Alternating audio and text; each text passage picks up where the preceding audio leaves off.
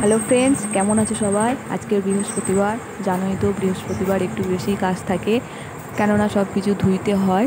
তারপর কাজ সেরে স্নান করে ঠাকুরের পুজো টুজো দিয়ে খেয়ে দিয়ে ঘুমিয়ে এখন বিকেলবেলা এসেছি ভয়েস দিতে। কালকে ছিল বুধবার আর কালকে ছিল আমাদের বাড়িতে ছাদ ঢালাই। আমাদের ছাদ না, আমার বড় যাদের ছাদ।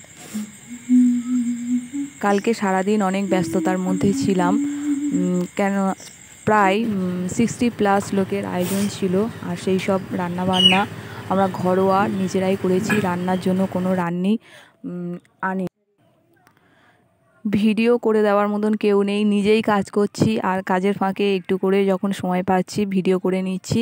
তাই সমস্ত কাজকর্ম যে দেখাবো সেটা দেখানোর মতন কেউ যে একটু ভিডিওটা তুলে দেবে সেটাই কেউ নেই ভিডিও তুলে দেওয়া।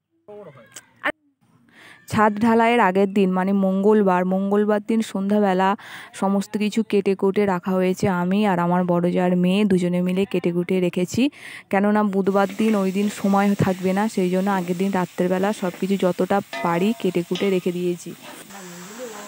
এই যে এত লোকে খাওয়া দাওয়ার দায়িত্বে আমি ছিলাম আর আমার বড় জার মা, আমরা দুজনেই সবাইকে খাওয়া দাওয়া আমরা দিয়েছিলাম। যে বাড়িতে ঢালাই পড়ছে সেই বাড়িটা, আমরা যে বাড়িতে এখন থাকছি সেই বাড়ি থেকে একটু দূরে, তাই সেখানে গিয়ে যে একটু কেমন কী রকম ঢালাই পড়ছে একটু দেখবো বা ভিডিও করব সেই সময়টাও পাইনি। এরকমও কেউ নেই যে একটু ভিডিও করে এনে দেবে, আমাকেই ভিডিও করতে হয়, আমি একলাই সব ভিডিও করি। জানোই তো বাড়ির মধ্যে কোনো একটা কাজ হলে সবাই কত ব্যস্ত থাকে। বন্ধুরা, তোমরা ভিডিওটা দেখতে থাকো, ভালো লাগলে লাইক সাবস্ক্রাইব করে দিও।